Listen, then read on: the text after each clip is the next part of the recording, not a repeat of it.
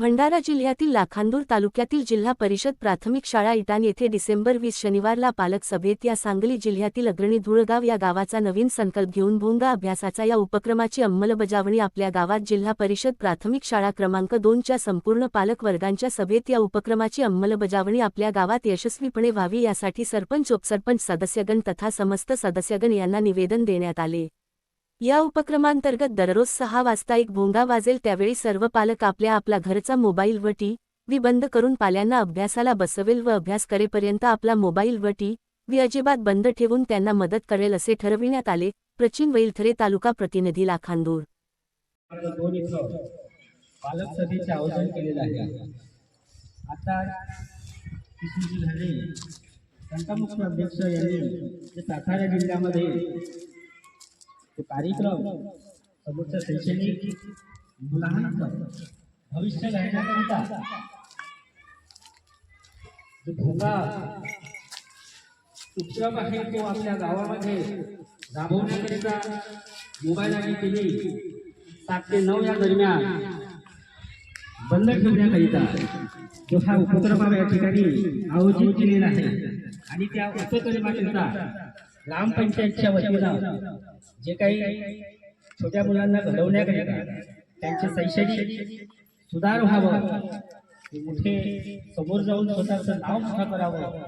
कारण की या बालपणामध्ये आपण त्यांचे जे चांगले संस्कार टाकू की उद्या आपल्या गावाचं नक्की भवितव्य बदलतील। कारण की छोट्या छोट्या मुलावर जे आपण चांगले संस्कार करू, परंतु आजची जी परिस्थिती आहे उलट टीव्ही आणि मोबाईलच्या खूप आहारी गेले आहे। कमीत कमी त्यांना आपण 2 तास तरी या टीव्हीच्या आणि मोबाईलच्या समोर संपर्कात न येऊ देता त्यांच्या मनामध्ये जास्तीत जास्त शालेय उपक्रम कसा रुजवता येईल त्यासाठी आपल्या शाळेच्या वतीनं हा उपक्रम जो राबवत आहोत त्याकरिता ग्रामपंचायतच्या वतीनं जे काही मदत लागत ते मी या ठिकाणी आपल्याला आश्वासन देतो तर ते सर्वतोपरी मदत आमच्या ग्रामपंचायतच्या माध्यमातून पुरवल्या जाईल। धन्यवाद। प्रत्येक मुलांनी सायंकाळी अभ्यासाला बसावे आणि ते पालकांनी स्वतः आपण सुद्धा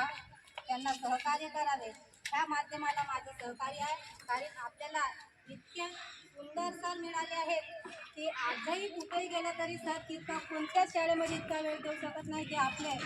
गायक शिक्षक आहेत हेडाव सर यांनी आपल्या मुलांना इतकं सुंदर मार्गदर्शन आणि शिकवायची पद्धत सुद्धा त्यांची इतकी सुंदर आहे की माझे विद्यार्थी त्यांच्या हातातून घडलेले आहेत। मला त्यांचा खूप अनुभव आहे, म्हणून मी सांगते की सरांनी जे काही आपल्याला सहकार्य सांगितले आणि ते मार्गदर्शन देतात त्याच्यावर आपण अटळ राहावे आणि त्यांना सहकार्य करावे आणि आपल्या गावात जी मोहीम राबवायचा प्रयत्न केलेला आहे त्या प्रयत्नाला सर्वच पालकांनी सहभाग द्यावा एवढे करून मी माझे 2 शब्द संपूर्ण